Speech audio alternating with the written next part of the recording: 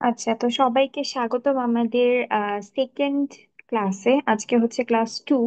তো আমরা হচ্ছে গতদিন কোষ প্রাচীর পর্যন্ত পড়েছিলাম, কোষ প্রাচীরেরও একটুখানি পড়েছি। কিন্তু আজকে আমি কোষ প্রাচীরটা আবার শুরু থেকেই তোমাদেরকে একটু বলতে চাচ্ছি। তাহলে কোষ প্রাচীর আমরা গতদিন কি কি পড়ছিলাম, যে কোষ প্রাচীর হচ্ছে আমাদের প্রতিটা উদ্ভিদ কোষে একটা অপেক্ষাকৃত শক্ত জড় আবরণ দিয়ে আবৃত থাকে। আর এটাই হচ্ছে আমাদের কোষ প্রাচীর। আর কোষ প্রাচীরটা কি, এটা হচ্ছে উদ্ভিদ কোষের একটা অনন্য বৈশিষ্ট্য। এখন আমরা হচ্ছে ফার্স্টে কোষ প্রাচীরের ভৌত গঠনটা হচ্ছে খেয়াল করতে যাচ্ছিলাম, যেটার মধ্যে হচ্ছে সবার আগে আসে মধ্য পর্যায়। তো আজকে আমি তোমাদের জন্য একটা ছবি নিয়ে আসছি, সবার আগে একটু ছবিটা দেখাই। এই যে এটা হচ্ছে ছবিটা, সবাই একটু খেয়াল করো। এখানে এই যে রেড কালার দিয়ে আমি যে মার্ক করতেছি, একদম ভিতরের যে সেন্ট্রাল একটা কালো দাগ, একদম ভিতরে দেখো, যেটা হচ্ছে একদম কন্টিনিউয়াসলি নিচ পর্যন্ত চলে গেছে, কোথাও কোনো ফাঁকা জায়গা নাই। এরকম এটা হচ্ছে কি, এটা হচ্ছে আমাদের মধ্য পর্দা। ঠিক আছে, মধ্য পর্দা। তাহলে এই যে মধ্য পর্দাটা হচ্ছে আমাদের কোনো মানে একদম কন্টিনিউয়াসলি সব সময় থাকবে, এটার মধ্যে কোনো গ্যাপ থাকবে না। এরপর আসতেছে হচ্ছে আমাদের এই যে এই জিনিসটা, এটা হচ্ছে আমাদের প্রাথমিক প্রাচীর। ঠিক আছে, প্রাথমিক প্রাচীর। এটা দেখো মধ্যপর্দার দুই পাশেই কিন্তু তৈরি হয়েছে। তাহলে মধ্যপর্দার দুই পাশে কি পাচ্ছি আমরা, প্রাথমিক প্রাচীর। ঠিক আছে, এরপরে দেখো সবুজ কালার দিয়ে হচ্ছে আমি যেটা দাগ দিচ্ছি একটু মোটা করে, এটা হইতেছে আমাদের সেকেন্ডারি প্রাচীর। তোমরা আজকে পড়বা যে এই প্রাথমিক প্রাচীরের পুরুত্ব আর সেকেন্ডারি প্রাচীরের পুরুত্ব যদি আমরা খেয়াল করি, তাহলে হচ্ছে আমাদের প্রাথমিক সেকেন্ডারি প্রাচীরটা হইতেছে একটু বেশি পুরু হয়। ঠিক আছে, আমাদের প্রাথমিক প্রাচীর থেকে সেকেন্ডারি বা গৌণ প্রাচীর যেটা, এটা একটু হচ্ছে একটু বেশি পুরু হয়। এবং এই যে দেখো, আমাদের মধ্য পর্দার এক পাশে প্রাথমিক প্রাচীর সেকেন্ডারি প্রাচীর এগুলো তৈরি হচ্ছে, আবার আরেক পাশেও কিন্তু আমরা মধ্য পর্দার আরেক পাশেও হচ্ছে আমরা প্রাথমিক প্রাচীর সেকেন্ডারি প্রাচীর এগুলো পাচ্ছি। তাহলে আমরা আহ দুই পাশে কি একই সেলের পাচ্ছি না, দুই পাশে অ্যাকচুয়ালি দুইটা সেল। ঠিক আছে। আচ্ছা, এরপরে এই জায়গায় হইতেছে পিট পেয়ার আসতেছে, এই জিনিসটা হইতেছে সামনে আমরা হচ্ছে আজকে পড়বো। পিট পেয়ার বা কূপ এলাকা, পিট মেমব্রেন, এগুলো হচ্ছে আমরা আজকে পড়বো। তাহলে কোষ প্রাচীরের গঠনটা আমরা একটুখানি বুঝলাম।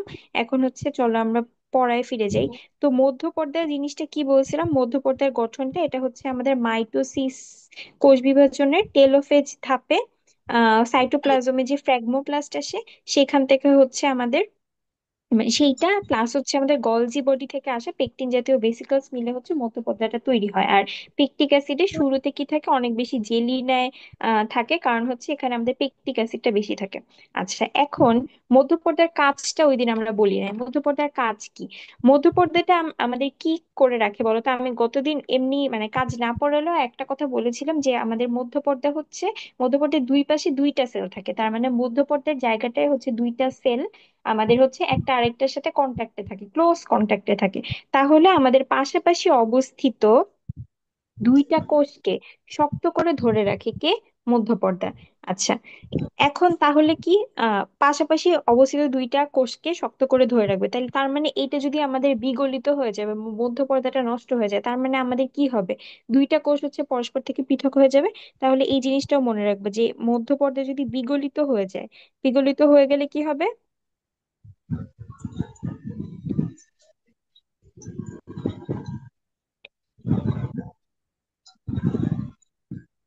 পৃথক হয়ে যাবে। ঠিক আছে।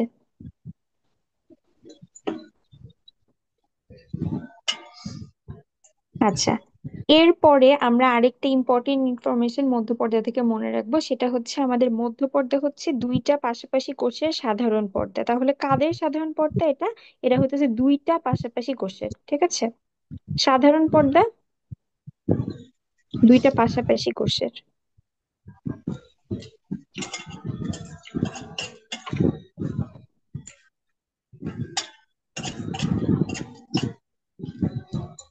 এখন আমরা আসি কোষ প্রাচীরের সেকেন্ড লেয়ারে।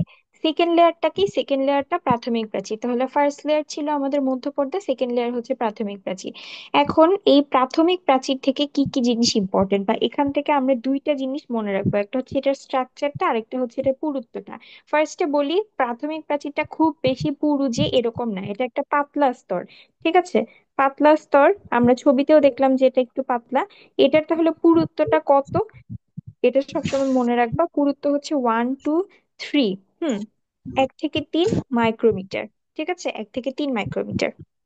আচ্ছা, এখন এটা স্ট্রাকচারটা যদি আমরা দেখি যে স্ট্রাকচারে কি কি আছে, মেইনলি আমাদের কি হয়, মধ্যপর্দের দুই পাশে সেলুলোজ জমা হয়, সেলুলোজ, হেমিসেলুলোজ, গ্লাইকোপ্রোটিন। তাহলে ঠিক আছে, কি কি তৈরি হয়, কি কি দিয়ে তৈরি হয় আমাদের? সেলুলোজ,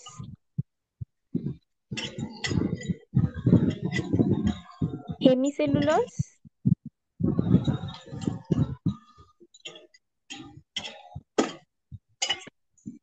আর হচ্ছে আমাদের গ্লাইকোপ্রোটিন।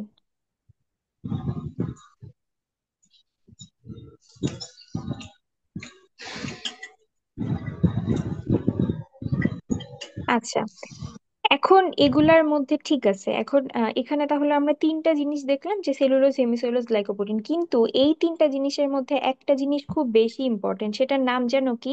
আমাদের কোষ প্রাচীরের খুব বেশি ইম্পর্টেন্ট, মানে প্রত্যেকটা যেই লেয়ারেই দেখবা যে সেলুলোজ আছে, সেটাকে বুঝবা যে সব থেকে বেশি ইম্পর্টেন্ট। এবং প্রাথমিক প্রাচীর তো আমাদের খুব এসেনশিয়াল একটা প্রাচীর, মানে এই প্রাচীরটা অবশ্যই থাকে, সেকেন্ডারি প্রাচীর সব জায়গায় নাও থাকতে পারে, কিন্তু প্রাথমিক প্রাচীরটা থাকে।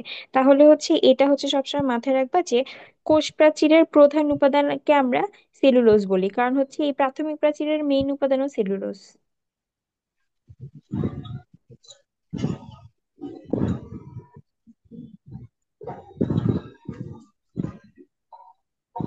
তাহলে আমাদের কোষ প্রাচীরের প্রধান উপাদান কি? কোষ প্রাচীরের প্রধান উপাদান হচ্ছে আমাদের সেলুলোজ। ঠিক আছে, তাহলে আমরা কি কি জানলাম? দুইটা ইনফরমেশন, একটা হচ্ছে আমাদের প্রাথমিক প্রাচীরটা পাতলা স্তর, 1 থেকে 3 মাইক্রোমিটার পুরু। আর হচ্ছে আমাদের এটার স্ট্রাকচারটা কি? Cellulose, hemicellulose, glycoprotein. আচ্ছা, আমার কথা ঠিকঠাক মতো শোনা যাচ্ছে তো?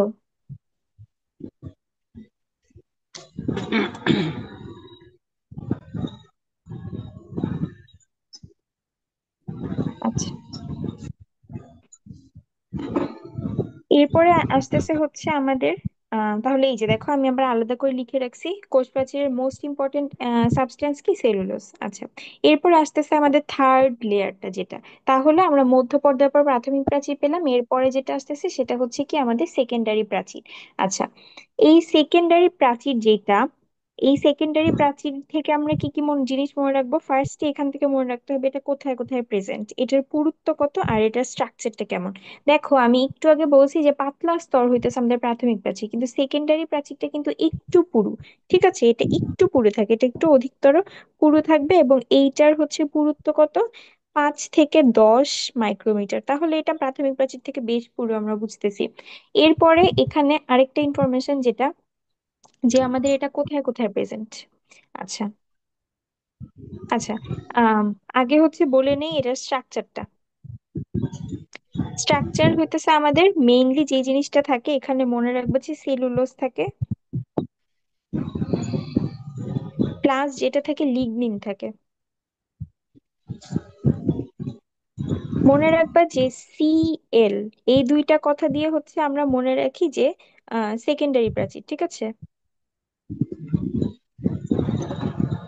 আর CHL মানে হচ্ছে cellulose, hemicellulose, sorry, CHG, cellulose, hemicellulose and glycoprotein. এই তিনটা হচ্ছে কি আমাদের প্রাইমারি।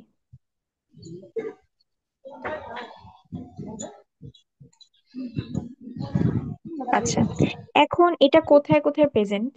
আমাদের কিন্তু সব কোষে সেকেন্ডারি প্রাচীর তৈরি হয় না, কিন্তু ট্রাকিড, ফাইবার, হ্যাঁ, ট্রাকিড আর ফাইবার, এই দুইটা জিনিস মনে রাখবা, ট্রাকিড আর ফাইবার, এই টাইপের কোষে সবসময় হচ্ছে আমাদের প্রাথমিক প্রাচীরের নিচে সেকেন্ডারি প্রাচীর তৈরি হবে।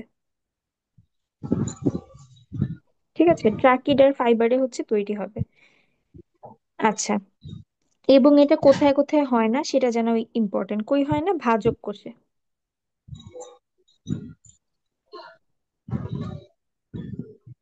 ও অতিমাত্রায় বিপাকীয় কোষে। আচ্ছা, এখন তোমার মাথায় আসতে পারে যে কেন আমাদের এই ভাজক কোষ বা অতিমাত্রায় বিপাকীয় কোষে আহ এই একটা প্রাচীর তৈরি হচ্ছে না। কারণ কি? দেখো, আমাদের ভাজক কোষ যেগুলা বা অতিমাত্রায় বিপাকীয় কোষ যেগুলা, ভাজক কোষ কি আমাদের মানে কিছুদিনের মধ্যেই আবার এই সজীব উপাদানগুলা ভেঙে মানে নতুন সজীব উপাদানগুলো হচ্ছে বিভাজিত হয়, নতুন আরেকটা কোষ তৈরি করবে। কোষ প্রাচীর তো হচ্ছে আমাদের মানে সজীব উপাদান না, এটা হইতেছে আমাদের একটা জড় বস্তু দিয়ে আমাদের একটা কোষ যখন বিভাজন হয়ে যায় তারপরে হচ্ছে একটা শক্ত আবরণ তৈরি হয়, জড় বস্তুর আবরণ, সেটাই হতেছে আমাদের কোষ প্রাচীর। তো এখন আমাদের যেগুলা ভাজক কোষ সেগুলায় কি একটা শক্ত আবরণ তৈরি হয়ে লাভ আছে? কারণ এটা তো আলটিমেটলি আবার ঝামেলাই হবে উল্টা আমাদের ইসের জন্য, মানে ভাজিত মানে বিভাজিত হওয়ার জন্য। ঠিক আছে, তো এই কারণে এদের হচ্ছে ভাজক কোষে আমাদের আমরা হইতেছি ইসে পাচ্ছি না, কোষপ্রাচীর পাচ্ছি না। এবং অতিমাত্রায় বিপাকীয় কোষ, এখানে অনেক ধরনের হচ্ছে কাজ চলতে থাকে, বা এরা হচ্ছে নষ্ট হয়ে যায়, আবার হচ্ছে নতুন করে অনেক বেশি পরিমাণে হচ্ছে কি বলে, অনেক বেশি পরিমাণ বিভাজিত হয়ে হয়ে নতুন নতুন সেল তৈরি হওয়া লাগে। তো ওইখানেও হইতেছে আমাদের আহ কোষপ্রাচীরটা লাগে না, মানে সরি, এত শক্ত কোষপ্রাচীরটা লাগে না। কোষপ্রাচীর অবশ্যই লাগে, বাট এত শক্ত কোষপ্রাচীর লাগে না। তো এই কারণে আমাদের কোষপ্রাচীরের একটা লেয়ার ওখানে তৈরি হয় না, যেটা হচ্ছে আমাদের সেকেন্ডারি লেয়ার।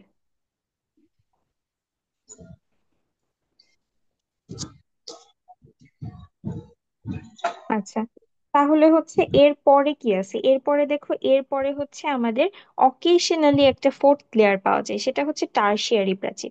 ঠিক আছে, এরা হচ্ছে আহ এরা হতেছে খুবই মানে অকেশনাল, একদম বিরল ক্ষেত্রে পাওয়া যায়। ঠিক আছে, বিরল, এটা খুবই বিরল ক্ষেত্রে পাওয়া যায়। আচ্ছা, এখন আরেকটা আচ্ছা, ও বিরল ক্ষেত্রে পাওয়া যায় গেল, তাহলে হচ্ছে আমরা চারটা লেয়ার দেখলাম। ফার্স্ট হচ্ছে মধ্যপর্যায় পর্দা, যেটা হচ্ছে সবার থাকে, প্রাথমিক প্রাচীরও সবার থেকে, সেলুলোজ সেলুলোজ হচ্ছে গ্লাইকোপ্রোটিন দিয়ে তৈরি। এরপরে হচ্ছে আমাদের আহ ইসে কি বলে এটা, সেকেন্ডারি প্রাচীর, যেটা হচ্ছে আমাদের ট্রাকিক ফাইবারে তৈরি হয়, আর হচ্ছে টারশিয়ারি প্রাচীর বিরল ক্ষেত্রে দেখা যায়। এরপর এছাড়াও কিছু ইম্পর্টেন্ট ইনফরমেশন আছে, যেরকম আমাদের পাতা, ফল আর কর্টেক্সে কেবল প্রাথমিক প্রাচীর থাকে। প্রাথমিক প্রাচীরের নিচেই প্লাজমা মেমব্রেনের অবস্থান। তাহলে হচ্ছে আমি তিনটা জিনিসের কথা বলছি, যে পাতা, ফল এবং কর্টেক্স। কর্টেক্স কি এটা? এটা আই থিঙ্ক তোমরা, হ্যাঁ এটা তোমরা সামনে পড়বা যে মূলের কর্টেক্স, উদ্ভিদের মূলের একটা জায়গা। ঠিক আছে, কর্টেক্স। এই তিনটা জায়গায় হচ্ছে কি আমাদের প্রাথমিক, শুধুমাত্র প্রাথমিক প্রাচীর থাকবে, মানে মধ্যপর্দা তো থাকবেই, মধ্যপর্দার নিচে শুধুমাত্র প্রাথমিক প্রাচীর থাকবে।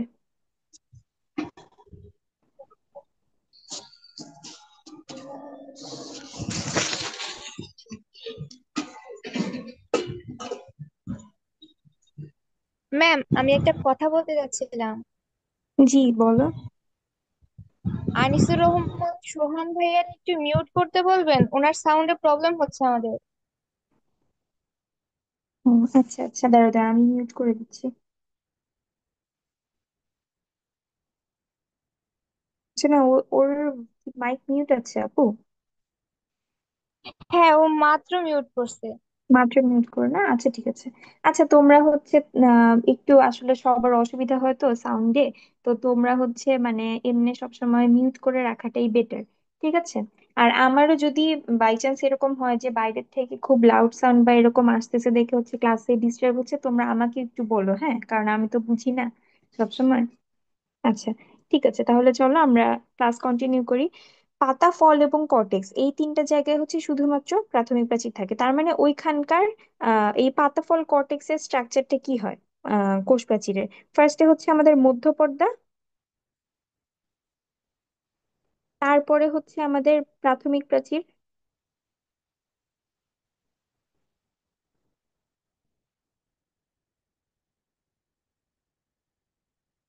এর পরেই হইতেছে আমাদের ইসে চলে আসে প্লাজমা মেমব্রেন। ঠিক আছে, প্লাজমা মেমব্রেন বা কোষ ঝিল্লি যেটা।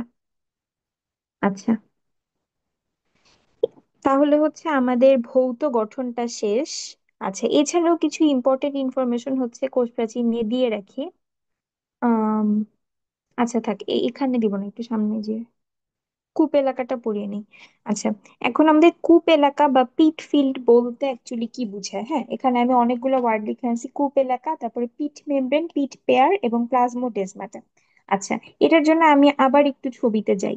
ঠিক আছে, আচ্ছা, কূপ এলাকা বলতে অ্যাকচুয়ালি বোঝায় যে মধ্য পর্দার ওপর মাঝে মাঝে প্রাচীর সৃষ্টি না হওয়ার কারণে যে সরু নলাকার গর্তের সৃষ্টি হয়, সেটাই হতেছে আমাদের কূপ।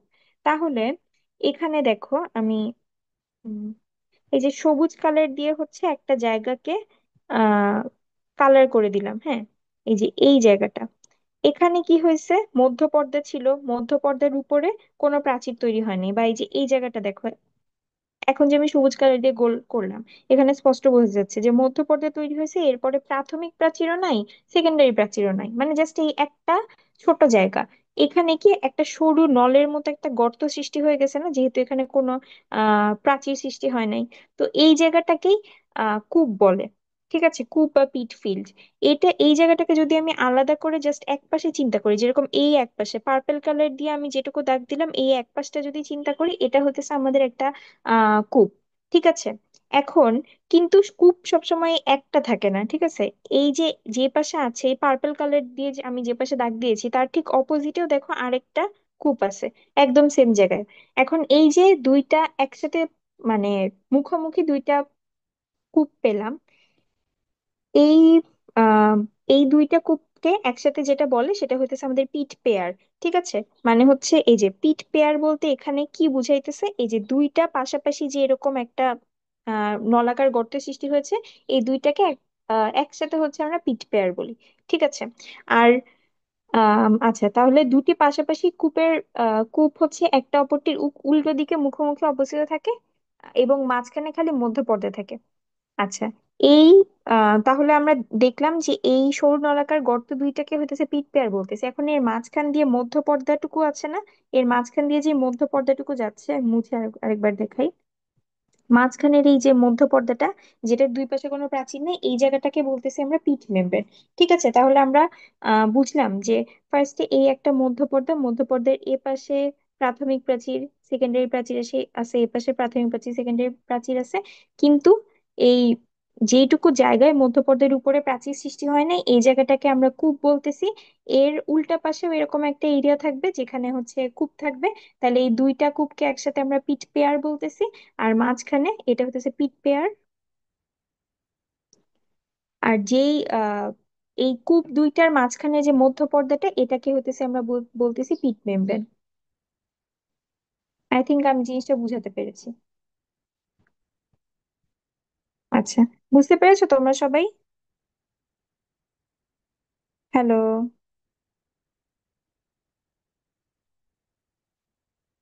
আচ্ছা। আহ আচ্ছা, তাহলে হচ্ছে কি বললাম, কূপ এলাকা যেটা হচ্ছে মধ্য পর্দার উপর প্রাচীর সৃষ্টি না হওয়ার কারণে যে সরু নলাকার গর্তের সৃষ্টি হয়।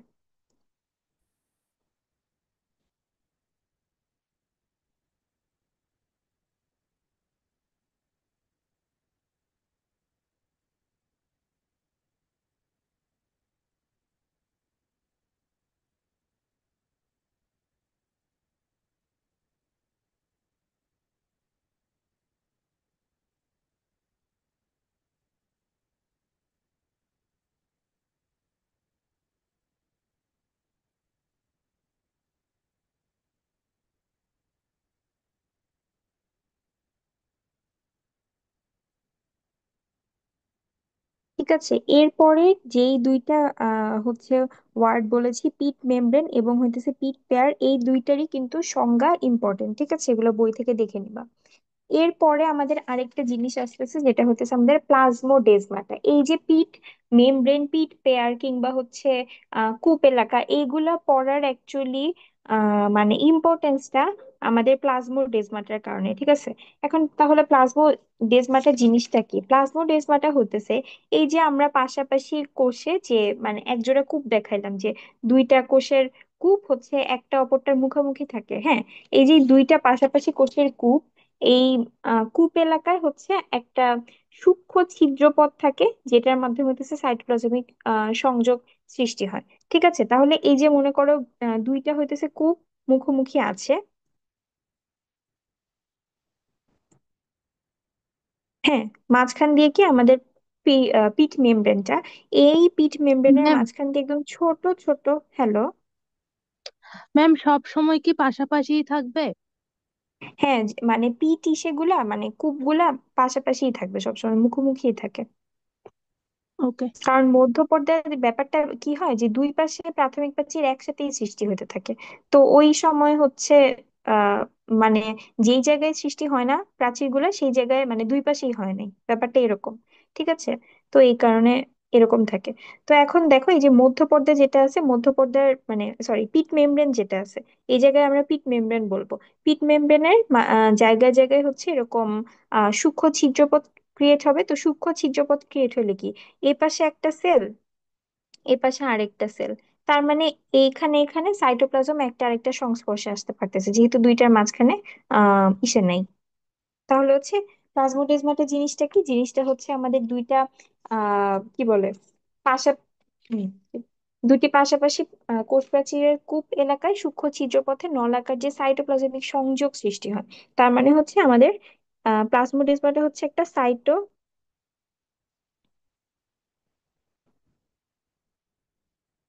সংযোগ।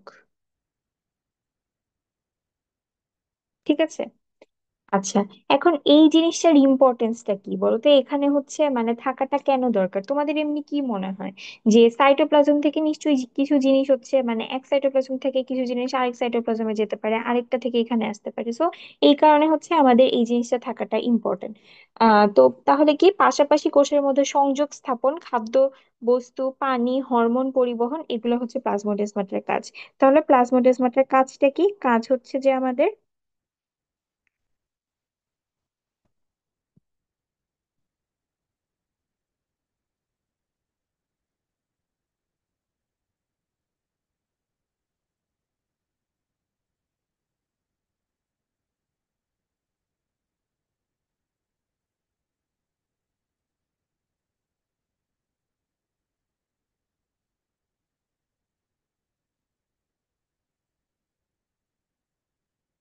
খাদ্যবস্তু, পানি আর হরমোন, এই তিনটা জিনিস।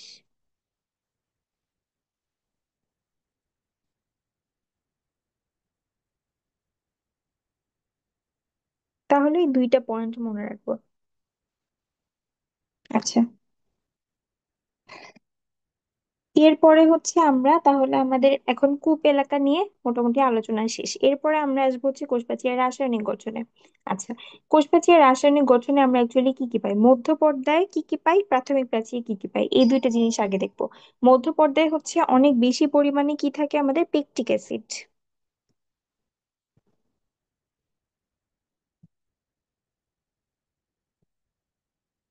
এটা তো আমরা আগেই বলছি, এই পেকটিক অ্যাসিডের সাথে কিছু হচ্ছে লবণ থাকে। হ্যাঁ, এই লবণগুলোর মধ্যে কি কি কি আছে আমাদের, ক্যালসিয়াম পেকটেট, ম্যাগনেসিয়াম পেকটেট।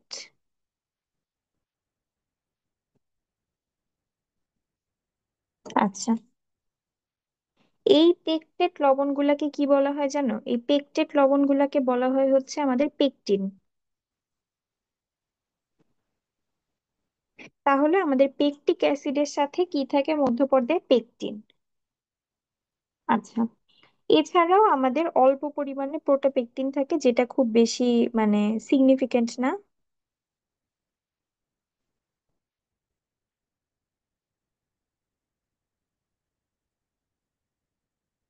তার মানে আমাদের তিনটা জিনিস থাকতেছে এই জায়গায় মধ্যপর্দায়। একটা হচ্ছে যে পেকটিক অ্যাসিড, পেকটিক অ্যাসিডের সাথে পেকটিন, আর হচ্ছে আহ প্রোটোপেকটিন। আচ্ছা, এরপরে হচ্ছে আমাদের প্রাথমিক প্রাচীর। এটি কিন্তু আমরা রাসায়নিক গঠন পড়তেছি, ভৌত গঠন না। ঠিক আছে? ভৌত গঠনটা হচ্ছে আমরা মানে এর কি কি দিয়ে অ্যাকচুয়ালি গঠিত হয়েছে, আর রাসায়নিক গঠন হচ্ছে এর মধ্যে কি কি কেমিক্যালস আছে। ঠিক আছে? কেমিক্যাল স্ট্রাকচার, যেটা যেসব কেমিক্যালস মিলে এটাকে হচ্ছে তৈরি করছে। এখন আমাদের প্রাথমিক প্রাচীরে তো সেলুলোজ, হেমিসেলুলোজ, গ্লাইকোপ্রোটিন, যেটা হচ্ছে বলছিলাম এইচ জি, প্রাথমিক প্রাচীরে থাকে। এখন এই যে হেমিসেলুলোজ, হেমিসেলুলোজে আবার বিভিন্ন ধরনের পলিস্যাকারাইডস থাকে। ঠিক আছে? হেমিসেলুলোজ হচ্ছে, হেমিসেলুলোজে কি কি পলিস্যাকারাইড থাকে দেখো।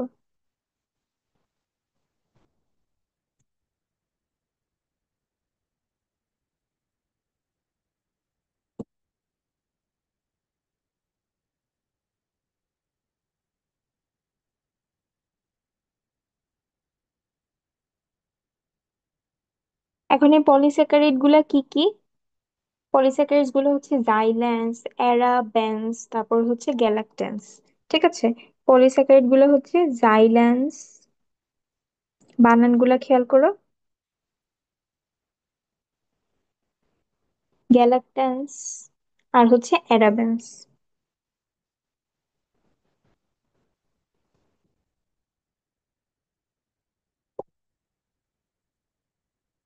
আচ্ছা, সেকেন্ডারি প্রাচীরে তো হচ্ছে আমাদের কি থাকে, এটা পড়ছিলামই, লিগনিন, সুবেরিন, ওয়াক্স, এগুলো থাকতে পারে। তাহলে হচ্ছে আমাদের সেকেন্ডারি প্রাচীর যেটা,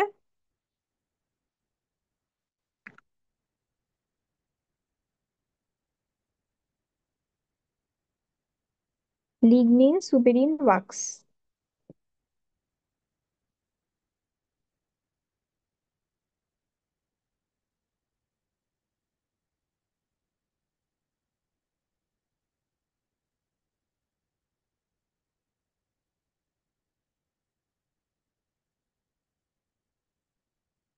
আচ্ছা, এর বাইরে তাহলে আমরা এটা হইতেছে মেইনলি কি, এটা হইতেছে এজ আ হোল সব উদ্ভিদের কোষ প্রাচীরে কি থাকে এগুলো আমরা পড়তেছি।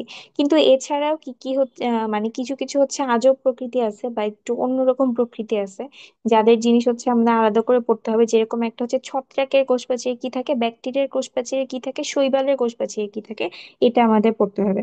তাহলে হচ্ছে আমাদের,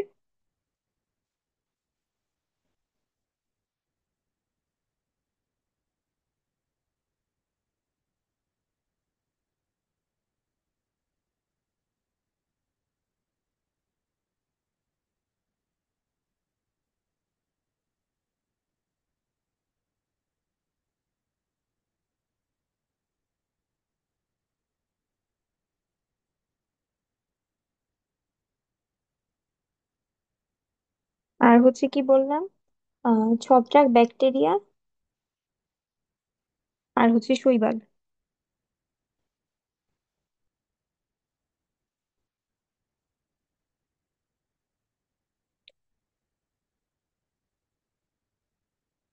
ছত্রাকের কোষপ্রাচীর হচ্ছে কাইটিন নামে একটা জিনিস দিয়ে গঠিত, ঠিক আছে, কাইটিন। ব্যাকটেরিয়ার কোষপ্রাচীরে থাকে হচ্ছে, ব্যাকটেরিয়ার কোষপ্রাচীর হইতেছে আমাদের লিপিড প্রোটিন পলিমার।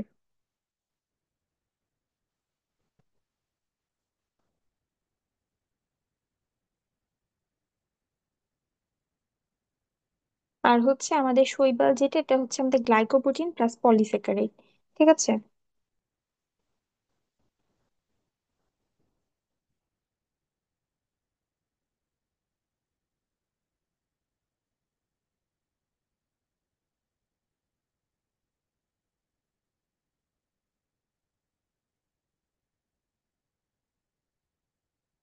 এই কয়টা জিনিস হচ্ছে আমাদের মনে রাখতে হবে। আচ্ছা, আরেকটা জিনিস যেটা, সেটা হইতেছে এককোষী শৈবাল ডায়াটম যেটা, সেটার কোষ প্রাচীরে হচ্ছে কি থাকে, আমাদের সিলিসিক অ্যাসিড থাকে। হ্যাঁ। আর আর্কিয়া, আর্কিয়াদের কোষ প্রাচীরে হচ্ছে গ্লাইকোপ্রোটিন এস, আর হচ্ছে আমাদের পলিস্যাকারাইড থাকে। তাহলে হচ্ছে আরো দুইটা কি বললাম, একটা হচ্ছে এককোষী শৈবাল। এই তিনটা জিনিস যেটা বলছি এটা একদম মোস্ট ইম্পর্টেন্ট, প্রথম তিনটা। হ্যাঁ, এগুলো আসবেই। আর এরপরে যারা একটু ভালো তারা এটা মনে রাখবা, এককোষী ডায়াটম, ডায়াটমটাও কিন্তু আমাদের শৈবাল। ওদের কোষ প্রাচীরে কি থাকে, এককোষী ডায়াটম শৈবালের কোষ প্রাচীরে হচ্ছে সিলিসিক অ্যাসিড আর সিলিসিক অ্যাসিড থাকে। ঠিক আছে, সিলিসিক অ্যাসিড।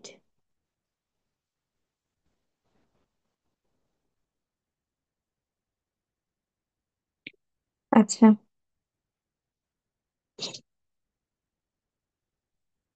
এরপরে হচ্ছে আমাদের আর্কিয়াদের কোষ প্রাচীর। আর্কিয়াদের কোষ প্রাচীরে হচ্ছে গ্লাইকোপ্রোটিন এস।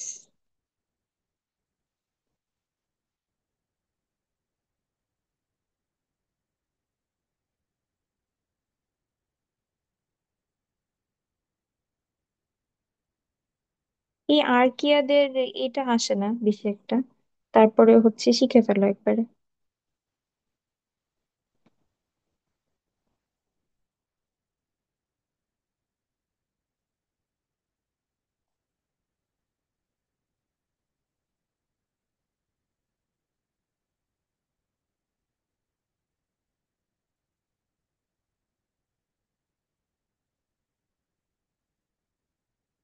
আচ্ছা, তাহলে গেল আমরা এখানে অনেকগুলো পড়লাম যে কোষ প্রাচীরের রাসায়নিক গঠন কার কিরকম, এটা হচ্ছে মনে রাখতে হবে। এরপরে আসি হচ্ছে আমাদের কোষ প্রাচীরের আলট্রা স্ট্রাকচার, একদম সূক্ষ্ম গঠনে।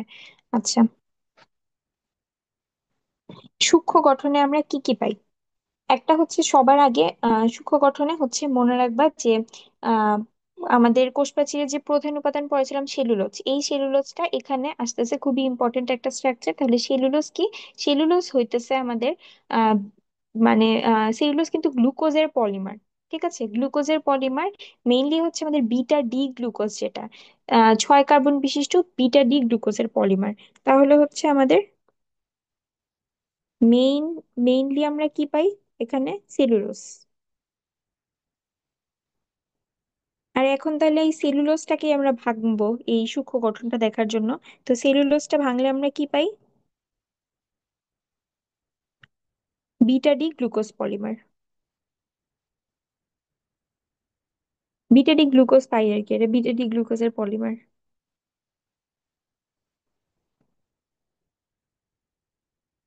আচ্ছা, এখন এই যে গ্লুকোজের পলিমার হয়েছে ঠিক আছে, কিন্তু এখন আমাদের এর পরের কাহিনীটা কি হবে? খালি তো সেলুলোজই না, সেলুলোজটারও তো নিশ্চয়ই পলিমার তৈরি হয়, এত বড় আমাদের কোষপ্রাচীর তৈরি হয়েছে। ফার্স্টে কি হয়, 1 থেকে 3 হাজার সেলুলোজ অণু নিয়ে হচ্ছে আমাদের একটা সেলুলোজ চেইন গঠিত হয়, ঠিক আছে?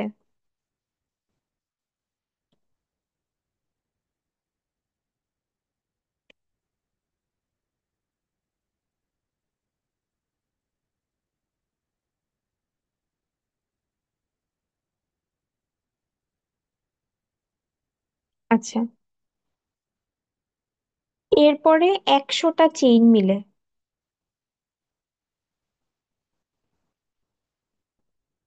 100টা চেইন মিলে কি হয়? ক্রিস্টালাইন মাইসেলি।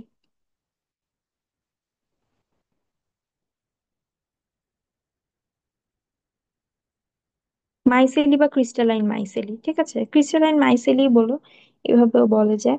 এরপরে এখন আমাদের এই মাইসেলি যেটা পাইলাম, মাইসেলিটার একটা নাম আছে। মাইসেলিকে হচ্ছে আমাদের কি বলে জানো?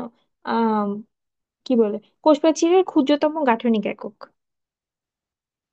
তাহলে কিন্তু আমাদের ক্ষুদ্রতম গাঠনিক একককে কিন্তু আমরা সেলুলোজ বলতেছি না, সেলুলোজের হচ্ছে 1 থেকে 3 হাজার সেলুলোজ মিলে সেলুলোজ চেইন গঠিত হচ্ছে, সেলুলোজ চেইন 100টা মিলে মাইসেলি গঠিত হচ্ছে, যেটাকে হচ্ছে আমরা ক্ষুদ্রতম গাঠনিক একক বলতেছি।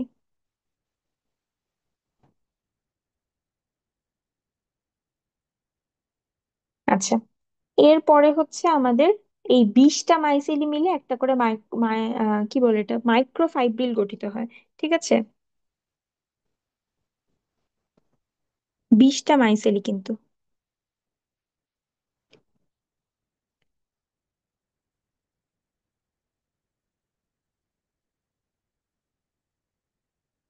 মাইক্রোফাইব্রিল।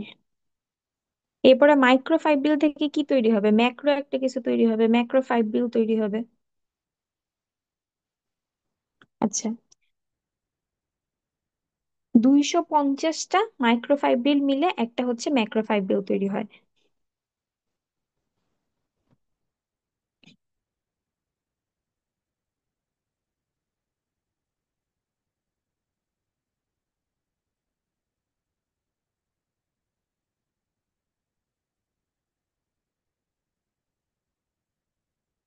এই ম্যাক্রোফাইব্রিল গুলাই হইতেছে আমাদের তন্তু গঠন করে, অনেকগুলা ম্যাক্রোফাইব্রিল মিলে তন্তু গঠন হয়।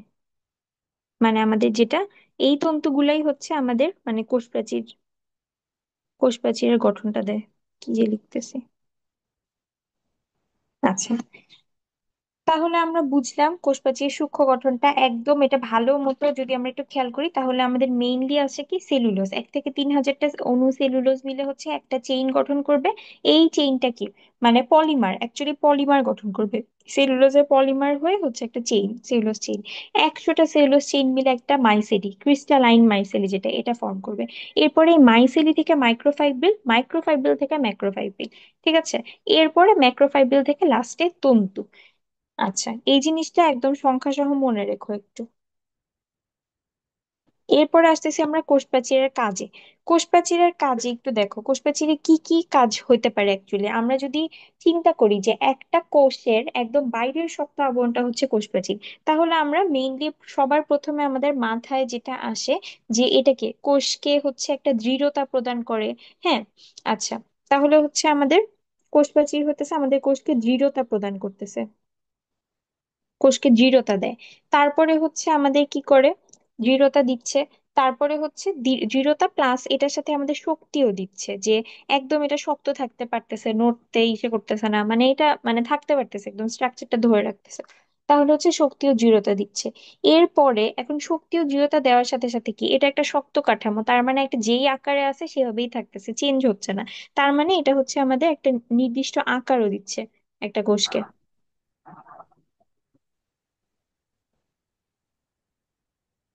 তারপরে হচ্ছে, তো দেখো আমরা শুরু থেকে কি কি লিখছিলাম, মানে কোষ প্রাচীরের কাজ যেটা হচ্ছে আমাদের ফার্স্ট সেশনে হচ্ছে দুইটা পড়িয়েছি, যে আমাদের কোষ প্রাচীরটা কি করে, এটা যেহেতু একটা শক্ত জড় আবরণ, তাহলে হচ্ছে কোষটাকে একটা নির্দিষ্ট আকার দিচ্ছে। এরপরে কি করতেছে, যেহেতু একটা নির্দিষ্ট আকার দিচ্ছে এবং একটা মানে শক্তভাবে কোষটাকে হচ্ছে রাখতেছে, তো এটা হচ্ছে আমাদের দৃঢ়তা প্রদান করতেছে, প্লাস হচ্ছে একটা শক্তি দিচ্ছে।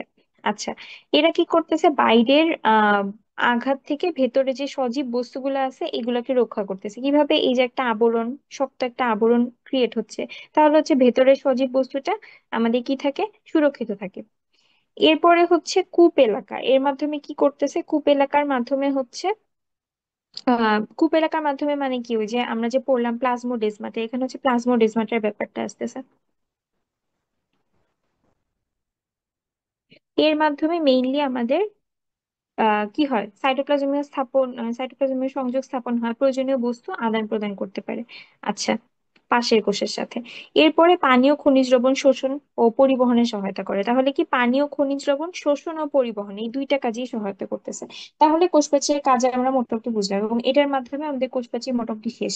তাহলে কোষপ্রাচীর আমরা কি কি পড়ছি, কোষপ্রাচীরের ভৌত গঠন, কোষপ্রাচীর সম্পর্কে একটু সংজ্ঞা, দেন হচ্ছে এটার বৈশিষ্ট্যগুলা। এরপরে হচ্ছে পড়ছি ভৌত গঠনটা, চারটা আমরা লেয়ার পেয়েছি, মধ্যপর্দা, প্রাথমিক প্রাচীর, সেকেন্ডারি প্রাচীর, টারশিয়ারি প্রাচীর যেটা বিরল ক্ষেত্রে পাওয়া যায়। তারপর আমরা সূক্ষ্ম গঠন পড়লাম, কূপ এলাকার নিয়ে, কূপ এলাকা নিয়ে হচ্ছে কিছু ইনফরমেশন জানলাম, সূক্ষ্ম গঠন আর হচ্ছে কাজ পড়লাম। আচ্ছা, তাহলে এই জিনিসগুলো আই থিংক বুঝতে পারছো। এরপরে হচ্ছে আসি আমরা প্রোটোপ্লাস্ট। এখন মনে করো আমরা কোষ প্রাচীর তো মানে একদম কোষের বাইরের থাকে, কোষ প্রাচীরকে আমরা ভেদ করে এখন আমরা ঢুকছি। ঢুকার পরে আমরা কি পাবো, কোষ প্রাচীরকে ঢুকার পরে আমরা অ্যাকচুয়ালি কোষ প্রাচীর ভেদ করে ঢুকার পরে অ্যাকচুয়ালি আমরা কয়েকটা জিনিস পাবো। একটা হইতেছে যে কোষ ঝিল্লি, মানে অ্যাকচুয়ালি কোষের যে জীবিত উপাদানগুলো সেগুলো পাবো এক কথায় বলতে গেলে। তাহলে কোষের জীবিত উপাদানগুলোর মধ্যে সবার আগে কি আসবে, কোষ ঝিল্লি আসবে। এখন এই কোষ ঝিল্লি এবং ভিতরে থাকবে প্রোটোপ্লাজম, এই যে কোষ ঝিল্লি আর প্রোটোপ্লাজম ঘিরে মানে এক এক কথায় যদি আমি বলি সব মিলায়, এটা হইতেছে প্রোটোপ্লাস্ট।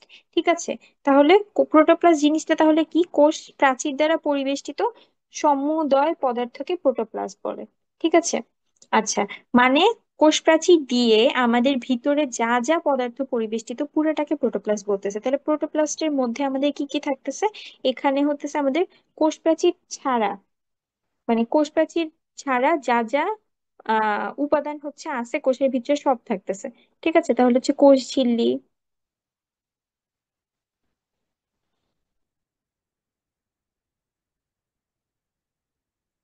প্রোটোপ্লাজম থাকতেছে, প্রোটোপ্লাজম প্লাস যেগুলো অপ্রোটোপ্লাজমীয় উপাদান সেগুলোও থাকতেছে।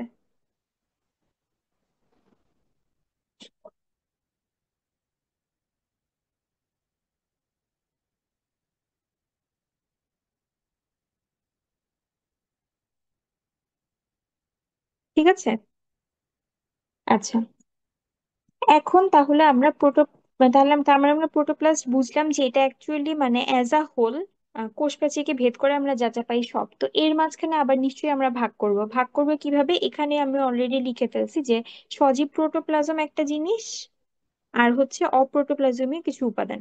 ঠিক আছে, তাহলে আমরা ভাগটা এই বেসিসেই করব যে সজীব প্রোটোপ্লাজম এবং হচ্ছে আমাদের নির্জীব বস্তু। এখন আমরা সজীব প্রোটোপ্লাজমটা নিয়ে সবার আগে একটু পড়ি, সজীব প্রোটোপ্লাজম জিনিসটা কি। আচ্ছা, সজীব প্রোটোপ্লাজম যেটা হইতেছে আমাদের সবার আগে একটা ইম্পর্টেন্ট জিনিস, এটা সংজ্ঞাটা। সংজ্ঞাটা এভাবেই মনে রাখবে, এবং আমাদের সব বইয়ে মোটামুটি এই জিনিসটা মানে সব টিচার এটা একসেপ্ট করে। ঠিক আছে, সংজ্ঞাটা হচ্ছে, আমি একটু বুঝিয়ে বুঝিয়ে বলতেছি, লিখে দিব। আমাদের দেখো, প্রোটোপ্লাজমটা কোথায় থাকে? কোষের অভ্যন্তরে। তো আমাদের সংজ্ঞাটা শুরু হবে এভাবে যে কোষের অভ্যন্তরে। কোষের অভ্যন্তরে। এখন আমাদের কোষের অভ্যন্তরে ঢুকলাম, ঢুকার পরে অ্যাকচুয়ালি কি পাবো, কি দেখে হচ্ছে আমরা বুঝবো এটা প্রোটোপ্লাজম? একটা হচ্ছে দেখবো যে আমরা অর্ধস্বচ্ছ, দেখতে কিরকম অর্ধস্বচ্ছ। তাহলে আমরা কোষের ভিতরে ঢুকার পরে অর্ধস্বচ্ছ একটা জিনিস পাবো। অর্ধস্বচ্ছ, দেন হচ্ছে আঠালো। হ্যাঁ, এই জিনিসটা যদি আমরা ধরি তাহলে দেখবো যে আঠালো দেখতে। হচ্ছে অর্ধস্বচ্ছ, দেখার পরে ধরলাম, ধরে দেখলাম এটা আঠালো। তারপরে কি দেখবো, এটা হইতেছে জেলির মতো, জেলির ন্যায়। ঠিক আছে, জেলির ন্যায় অর্ধ তরল। অর্ধ তরল মানে কি, একটু যেগুলা মানে একটু জেলো জেলো টাইপের জিনিস তো অলওয়েজ অর্ধ তরলই থাকে। তাহলে হচ্ছে জেলির ন্যায় অর্ধ তরল, কলয়েডাল ধর্মী, সজীব পদার্থ।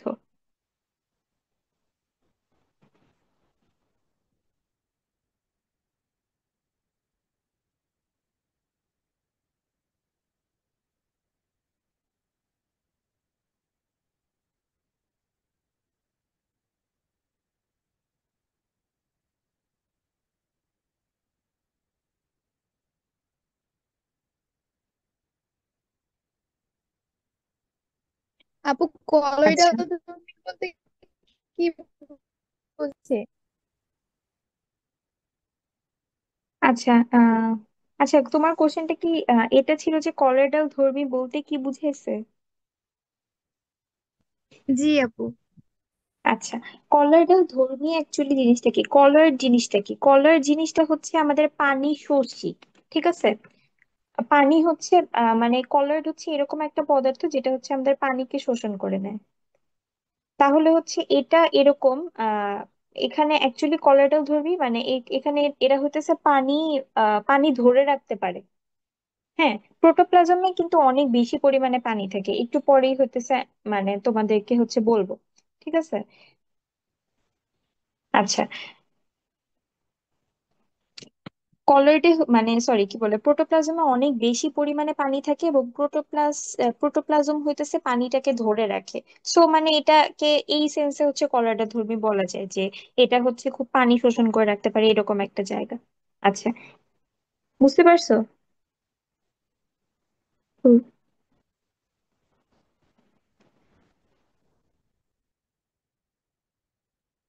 আচ্ছা, তাহলে হচ্ছে আমাদের কোষের অভ্যন্তরে অর্ধস্বচ্ছ, আঠালো, আহ জেলির ন্যায় অর্ধতরল, কলয়েডাল ধর্মী সজীব পদার্থকে প্রোটোপ্লাজম বলে। এই সংজ্ঞার প্রত্যেকটা ওয়ার্ড খুব ইম্পর্টেন্ট, এবং কিচ্ছু বাদ দেওয়া যাবে না।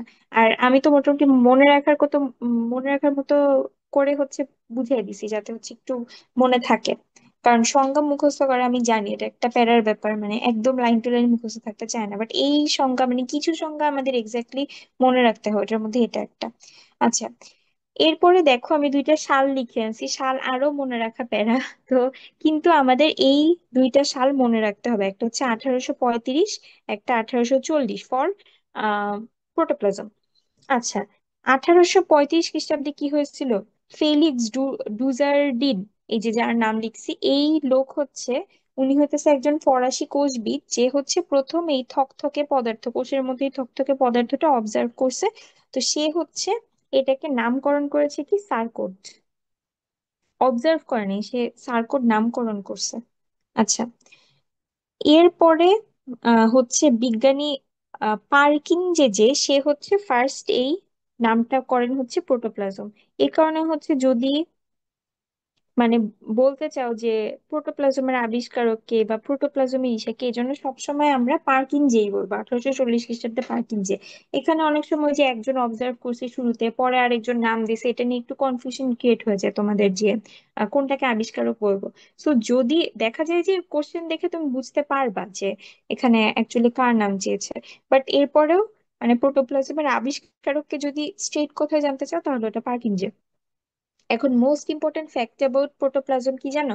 সেটা হচ্ছে প্রোটোপ্লাজম, মোস্ট ইম্পর্টেন্ট ফ্যাক্ট হচ্ছে প্রোটোপ্লাজম জীবনের ভৌত ভিত্তি। ঠিক আছে, জীবনের ভৌত ভিত্তি। কেন এটা হইতেছে জীবনের ভৌত ভিত্তি? কয়েকটা কারণ আছে, অনেকগুলো, এবং এই জিনিসটা তোমাদের অনুধাবনমূলক প্রশ্নে হচ্ছে আসে যে কেন প্রোটোপ্লাজমের ভৌত ভিত্তি হচ্ছে, সরি, জীবনের ভৌত ভিত্তি হচ্ছে আমাদের প্রোটোপ্লাজম। ফার্স্ট অফ অল, একদম ফার্স্ট পয়েন্ট যেটা, সেটা হইতেছে আমাদের প্রোটোপ্লাজমের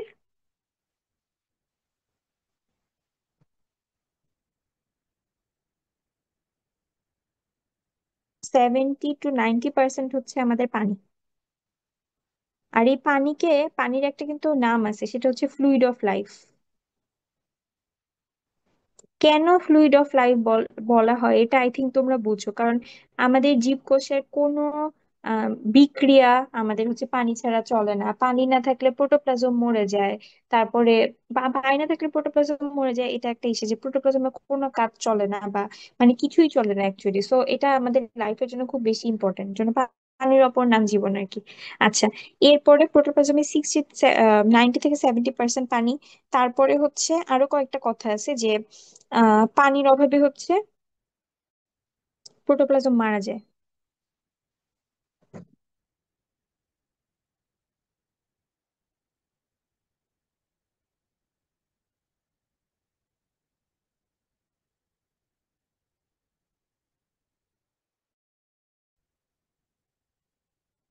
আরেকটা ইম্পর্টেন্ট জিনিস কি জানো? এই প্রোটোপ্লাজমের যে বৈশিষ্ট্য সেটাই অ্যাকচুয়ালি আমাদের জীবের বৈশিষ্ট্য।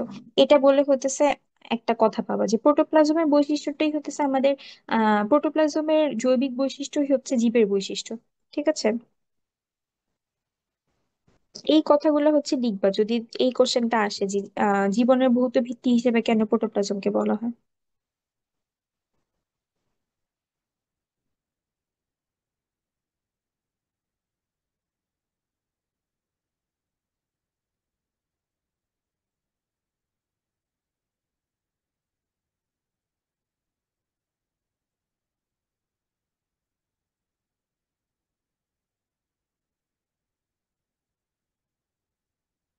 আচ্ছা।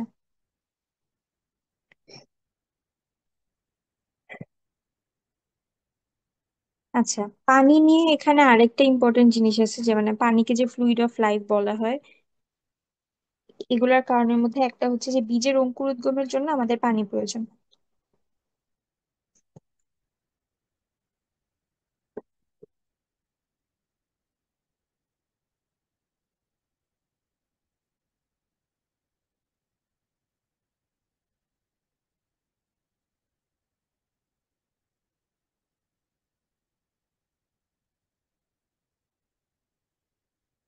আচ্ছা, তাহলে হচ্ছে আমাদের প্রোটোপ্লাজম নিয়ে গেল এই ইম্পর্টেন্ট কিছু কথা। এরপরে আসতেছে যেটা, সেটা হচ্ছে যে আমাদের প্রোটোপ্লাজমের ভৌত বৈশিষ্ট্য, প্রোটোপ্লাজমের রাসায়নিক বৈশিষ্ট্য এবং প্রোটোপ্লাজমের আহ জৈবিক বৈশিষ্ট্য, এগুলা হচ্ছে আমাদের জানতে হবে। তো ফার্স্টে প্রোটোপ্লাজমের ভৌত বৈশিষ্ট্য, যেটা অনেক কিছু আছে।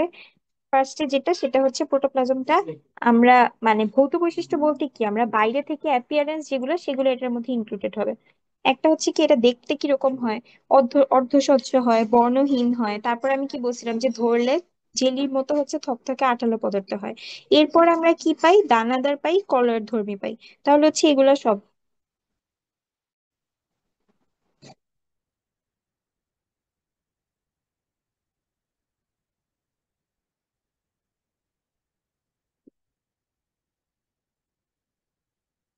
অর্ধস্বচ্ছ, দানাদার, কলার ধর্মী।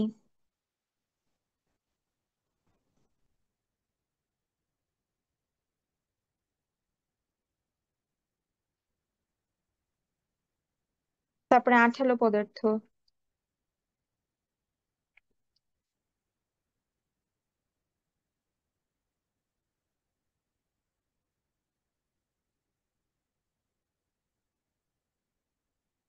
আচ্ছা, আর হচ্ছে আহ এরা হইতেছে আমাদের আবার কোষস্থ পরিবেশ ওয়াইজ, এটা আবার হচ্ছে যে টাইপও চেঞ্জ হইতে পারে। আচ্ছা, এরপরে হইতেছে আমাদের প্রোটোপ্লাজমের আপেক্ষিক গুরুত্বটা কেমন, পানির থেকে বেশি।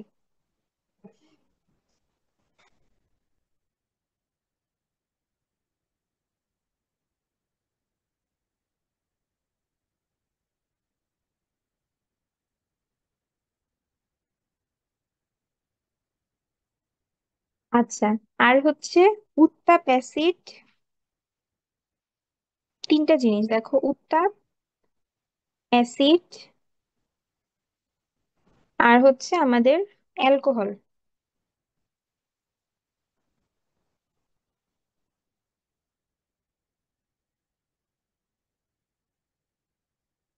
জমাট বাঁধে।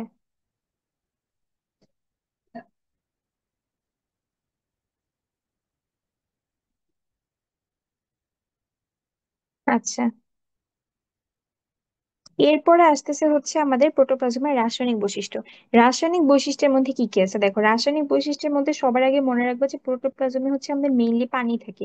এটাই হতেছে আমাদের মেইন রাসায়নিক কন্টেন্ট, মানে বলতে পারো। হ্যাঁ, আমাদের কত পার্সেন্ট থাকে এটাও কিন্তু বলছি, 70 to 90%। আচ্ছা, এরপরে তার মানে আমাদের ম্যাক্সিমাম জিনিস পানি থাকতেছে, এছাড়াও হচ্ছে আমাদের কিছু কি থাকে, একটা জৈব পদার্থ থাকে, আর হচ্ছে আমাদের অজৈব কিছু উপাদান থাকে।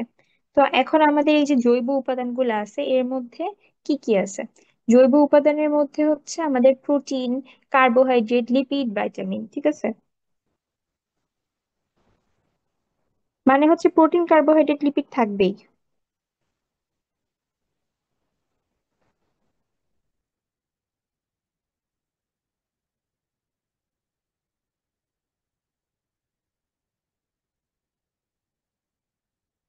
আর হচ্ছে ভিটামিন। এছাড়াও আমাদের কিছু উপাদান আছে যেরকম অক্সিজেন, হাইড্রোজেন। হ্যাঁ, অক্সিজেন, হাইড্রোজেন, নাইট্রোজেন, তারপরে হচ্ছে carbon, copper, zinc. Mainly oxygen, nitrogen, hydrogen এগুলো মনে রাখবা। তারপরে সোডিয়াম, পটাশিয়াম, এগুলো খুবই ইম্পর্টেন্ট জিনিস। সোডিয়াম, পটাশিয়াম, মেইনলি এগুলো হচ্ছে আমাদের অজৈব পদার্থ। আচ্ছা, তারপরে হচ্ছে কিন্তু এখানে আলাদা করে আমাদের বইয়ে বলা নাই, বইয়ে জাস্ট বলা আছে যে এছাড়াও কি কি আছে। সো ওভাবে বললো। এরপরে হচ্ছে সালফার আছে, আয়রন আছে। আচ্ছা, এই কয়টা জিনিস আই থিঙ্ক এগুলো দু একবার পড়লে মনে থাকবে। গেল। এরপরে হচ্ছে আমাদের জৈবিক বৈশিষ্ট্যটা সব থেকে বেশি ইম্পর্টেন্ট, এবং জৈবিক বৈশিষ্ট্যর ব্র্যাকেটে আমি একটা কথা লিখছি, সেটা হচ্ছে এটা আমাদের জীবের বৈশিষ্ট্য। আচ্ছা, তো তাহলে হচ্ছে আমাদের জীবের বৈশিষ্ট্য কেন বলছি, কারণ হচ্ছে একটু আগে তোমাদেরকে বলছিলাম যে প্রোটোপ্লাজমের বৈশিষ্ট্য, জৈবিক বৈশিষ্ট্য, মানে প্রোটোপ্লাজমের জৈবিক বৈশিষ্ট্য হচ্ছে আমাদের জীবের বৈশিষ্ট্য। কারণ প্রোটোপ্লাজম কি বলতো, আমাদের কোষের ম্যাক্সিমাম জিনিস হতেছে আমাদের প্রোটোপ্লাজমেই আছে, বা হচ্ছে প্রোটোপ্লাজমেই ধারণ করে রাখতেছে। ঠিক আছে। তো আমাদের অ্যাকচুয়ালি যে কোষ প্রাচীর থেকে ভেদ করে যখন আমরা ঢুকি তখন হচ্ছে যে প্রোটোপ্লাস্টটা পাই, প্রোটোপ্লাস্টের মধ্যে কোষ ঝিল্লি থাকে, কোষ ঝিল্লি বাদে প্রোটোপ্লাজম, যে প্রোটোপ্লাজম জিনিসটার মধ্যেই কিন্তু আমাদের কোষের সব অঙ্গাণু থাকতেছে, অঙ্গাণুর মধ্যে সব কাজকর্ম চলতেছে, মাইটোকন্ড্রিয়া বলো, প্লাস্টিড বলো, রাইবোজোম বলো, সব। তো এই কারণেই হচ্ছে আমাদের মেইনলি এর জৈবিক বৈশিষ্ট্যটাই প্রোটোপ্লাজমের বৈশিষ্ট্য। প্রোটোপ্লাজম ঠিক মতো কাজ না করলে কিন্তু আমাদের সব অফ হয়ে যেত।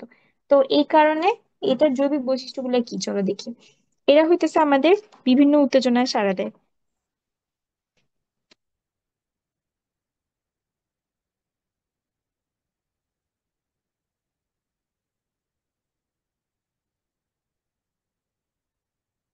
আচ্ছা, এরপরে সব থেকে ইম্পর্টেন্ট যেটা, বিভিন্ন ধরনের মেটাবলিক কার্যকলাপ করে।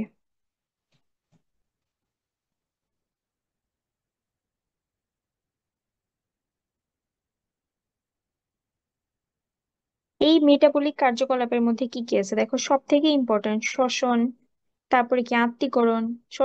শ্বসন ছাড়া তো বাঁচতেই পারবো না আমরা। খাবার দাবার ইসে, কি বলে এটা, খাবার দাবার থেকে শক্তি পাওয়ার জন্য শ্বসন লাগে। আচ্ছা, শ্বসন, আত্তীকরণ, তারপরে হচ্ছে আমাদের বৃদ্ধি, খাবার হজম, জনন।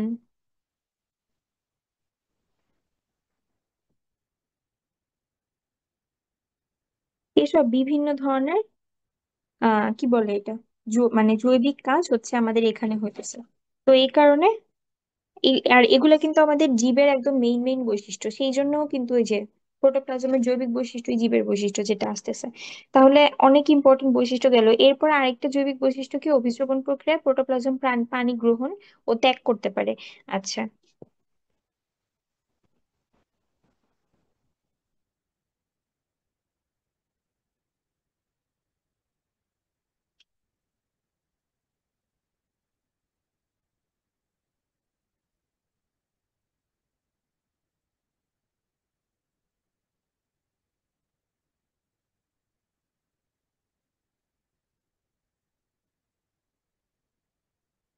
আচ্ছা, আর আরেকটা অনেক ইম্পর্টেন্ট আরেকটা জিনিস হচ্ছে এদের মৃত্যু ঘটে।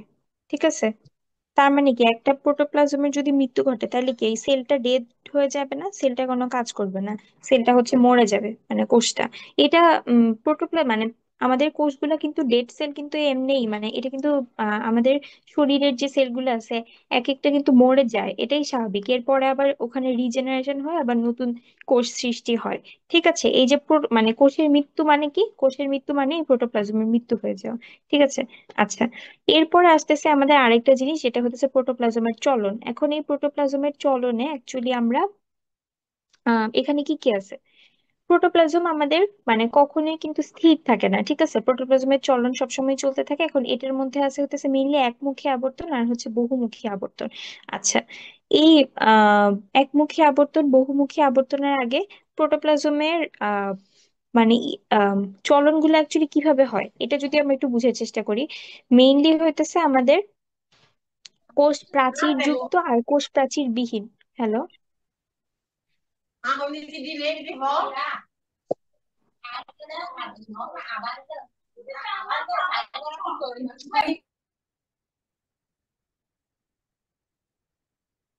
আচ্ছা, সবাই একটু মাইকটা অফ করে রেখো, ঠিক আছে।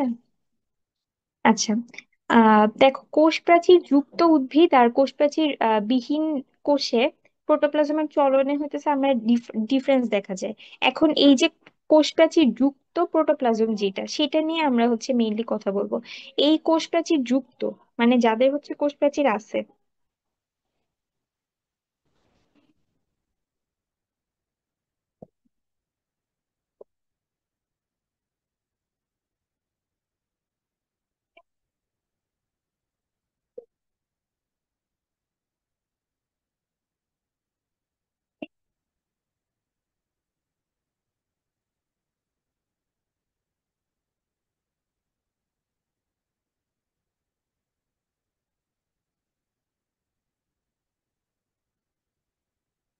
কি বলে আবর্তন বা সাইক্লোসিস।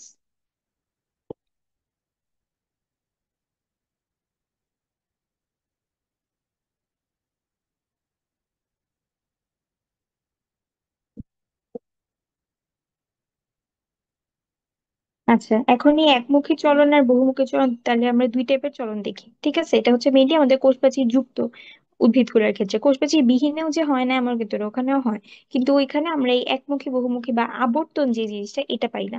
ঠিক আছে। আচ্ছা, একমুখী আবর্তন কি, একটা গহ্বরকে কেন্দ্র করে যখন আমাদের হচ্ছে চলন হয়, ঠিক আছে, একটা কোষ গহ্বরকে কেন্দ্র করে হয় এটা। একটা বড় মানে দেখো, আমরা উদ্ভিদ কোষ ওই দিন ছবি দেখালাম না, ওইটার মধ্যে কি ছিল, একটা বড় উদ্ভিদ কোষ আমরা দেখতেছিলাম কোষের সেন্টারে। এরকম একটা বড় কোষ গহ্বর যদি থাকে, তাহলে ওই একটা বড় কোষ গহ্বরকে ঘিরে যেই চলনটা হয় সেটা হচ্ছে আমাদের কি একমুখী চলন।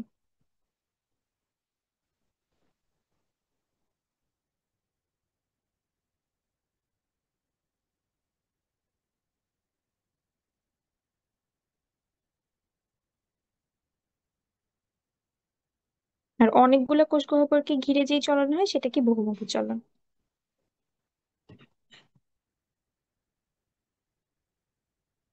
আচ্ছা, এখন আমাদের আরেকটা জিনিস যেটা মনে রাখতে হবে, জাস্ট এক্সাম্পলটা, এই এক্সাম্পলটা যে কত এক্সামে আসে এবং কত যে আসছে, আমি নিজেই স্টুডেন্ট লাইফে কতবার পাইছি, এটা হচ্ছে বলে বোঝানো যাবে না, তাই খুব বেশি ইম্পর্টেন্ট। কি, একটা হচ্ছে যে পাতা ঝাঁঝিতে হয় হচ্ছে আমাদের,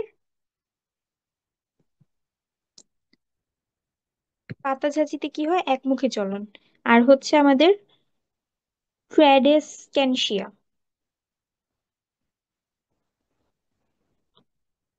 স্ট্র্যাডেসক্যানশিয়াতে হয় হচ্ছে আমাদের বহুমুখী চলন।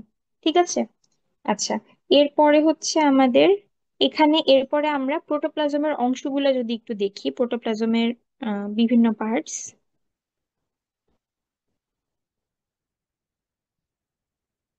এর মধ্যে কিন্তু জাস্ট আমরা তিনটা জিনিস পাই, এটা কিন্তু একটু আগে আবার বললাম যে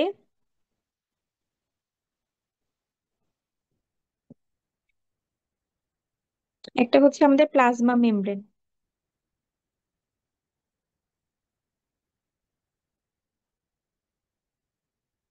তারপরে হচ্ছে আমরা যেটা পাই সেটা হচ্ছে সাইটোপ্লাজম। সাইটোপ্লাজমটাই মেইনলি আমাদের ওই থকথকে জেলির মতো জিনিসটা। এখন এর মধ্যেই, সাইটোপ্লাজমের মধ্যে কিন্তু বিভিন্ন অঙ্গাণু থাকে, কিন্তু নিউক্লিয়াস জিনিসটাকে আমরা আলাদাভাবে ধরি। ঠিক আছে, নিউক্লিয়াসটা সাইটোপ্লাজমের অংশ ধরি না। তাহলে হচ্ছে কি আমাদের ওই অপ্রোটোপ্লাজমীয়, আচ্ছা, তাহলে হচ্ছে আমাদের প্রোটোপ্লাজমের মধ্যে কি কি পাইতেছি, একটা হচ্ছে সবার বাইরে প্লাজমা মেমব্রেন পাচ্ছি, এর ভিতরে ঢুকলে থকথকে জেলের মতো পদার্থ যেটা হচ্ছে মেইনলি সাইটোপ্লাজম। কিন্তু এখান থেকে আমরা নিউক্লিয়াসটাকে বাদ দিব, নিউক্লিয়াসটা প্রোটোপ্লাজমের অংশ কিন্তু সাইটোপ্লাজম না। আচ্ছা, এই জিনিসটা নিয়ে অনেকের অনেক সময় কনফিউশন হয় যে প্রোটোপ্লাজম আর সাইটোপ্লাজমের মেইন পার্থক্য কোথায়। কোষ ঝিল্লি আর নিউক্লিয়াস প্রোটোপ্লাজমের অন্তর্ভুক্ত, কিন্তু সাইটোপ্লাজমের না। আচ্ছা, তাহলে এখন আমরা আসি এরপরের যেটা, সেটা হচ্ছে আমাদের কোষ ঝিল্লি এই পার্টটাতে। আচ্ছা, তোমাদের ক্লাস হচ্ছে আমি আজকে খুব বেশি বড় করব না, জাস্ট এটার স্ট্রাকচারটা সম্পর্কে, কোষ ঝিল্লির স্ট্রাকচার সম্পর্কে মোটামুটি আইডিয়া দিয়ে আজকে ক্লাসটা শেষ করব। কিন্তু এই স্ট্রাকচারটা আমি একটু বুঝাইতে চাচ্ছি। কোষ ঝিল্লির যদি আমি সংজ্ঞাটা একটু বলি, এই সংজ্ঞাটাও হচ্ছে প্রোটোপ্লাজমের সংজ্ঞার মতো খুব বেশি ইম্পর্টেন্ট। আচ্ছা, সংজ্ঞাটা দেখো, প্রতিটি সজীব কোষে প্রোটোপ্লাজম যে সূক্ষ্ম স্থিতিস্থাপক বৈষম্যভেদ্য লিপোপ্রোটিন দ্বারা আহ লিপোপ্রোটিন দ্বারা গঠিত সজীব ঝিল্লি দিয়ে আবৃত থাকে, তাকে হচ্ছে আমরা প্লাজমা মেমব্রেন বা কোষ ঝিল্লি বলি। তাহলে কি, দেখো, আমাদের সজীব কোষ যদি হয়, একটা মেমব্রেন ছাড়া নিশ্চয়ই এটা কোনোদিনই থাকতে পারবে না। এই থকথকে জেলির মতো জিনিসটা কেমনে থাকবে, এটা তো নষ্ট হয়ে যাবে এর মধ্যে অঙ্গাণুগুলো তো। এটা অবশ্যই প্রতিটি কোষে থাকে, তাই সবার আগে আমরা বলবো প্রতিটি সজীব কোষে। ঠিক আছে, প্রতিটি সজীব কোষে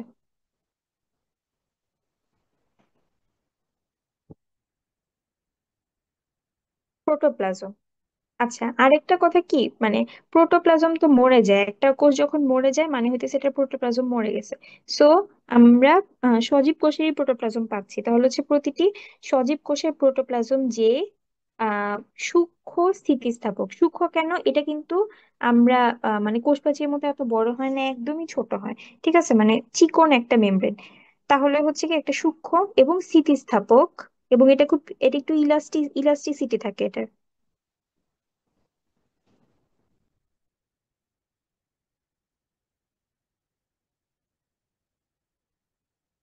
সূক্ষ্ম স্থিতিস্থাপক, বৈষম্যভেদ লিপোপ্রোটিন দ্বারা আবৃত।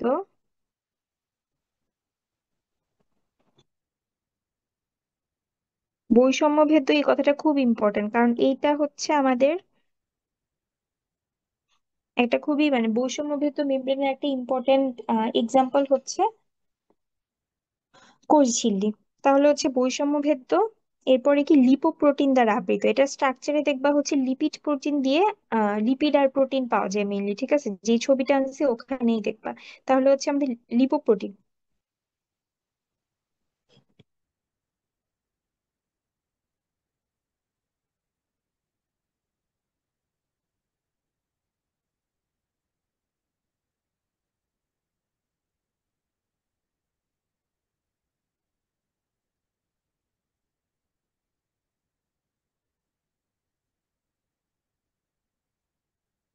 গঠিত সজীব দ্বিস্তরী। ঠিক আছে, এই সংজ্ঞারও একটা ওয়ার্ডও বাদ দেওয়া যাবে না।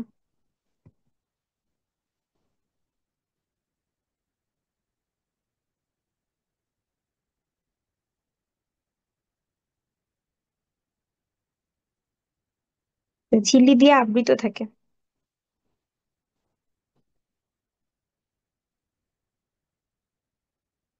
তাকে হচ্ছে আমাদের কোষঝিল্লি বলে।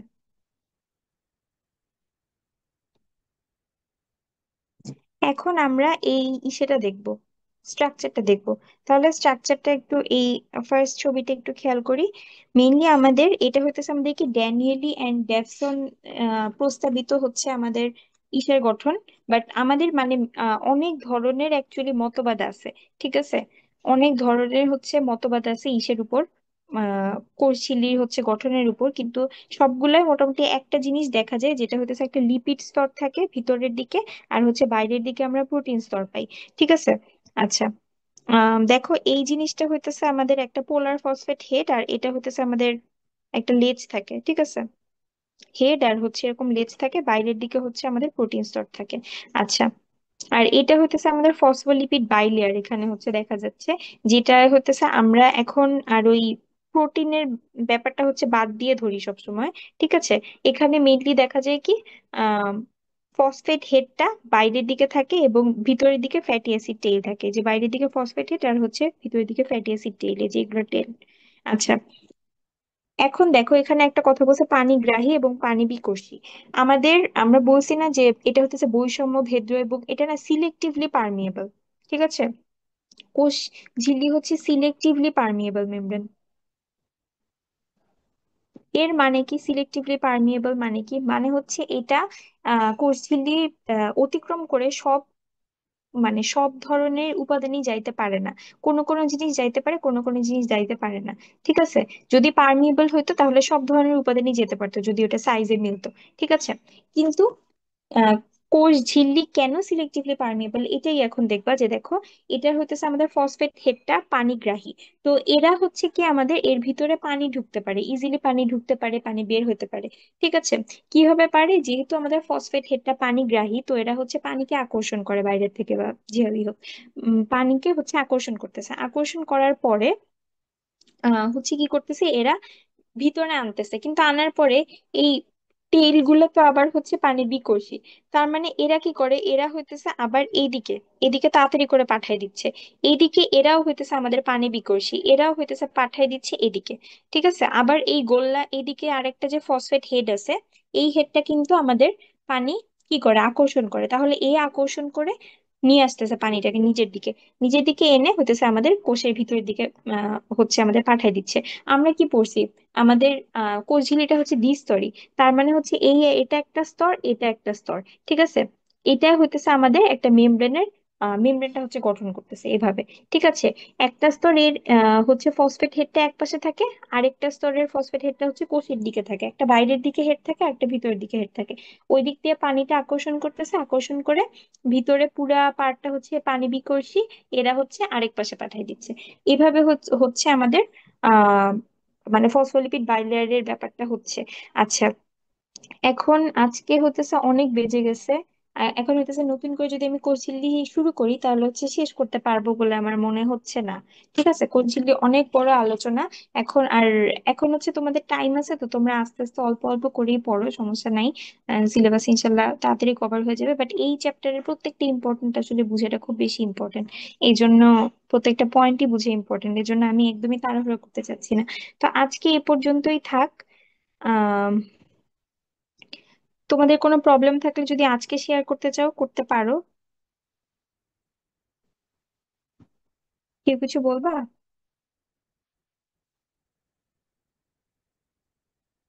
আচ্ছা, তাহলে হচ্ছে আজকের ক্লাস এখানেই শেষ করে দেই। নেক্সট ক্লাসে আবার দেখা হবে। নেক্সট ক্লাস হয়তো বৃহস্পতিবার শুক্রবারের দিকে ইনশাল্লাহ একটা ক্লাস নেওয়ার ইচ্ছা আছে আমার। আর আজকের ক্লাস নোটটা কিছুক্ষণ পরই পেয়ে যাবে, রেকর্ডিংও পেয়ে যাবে। ঠিক আছে?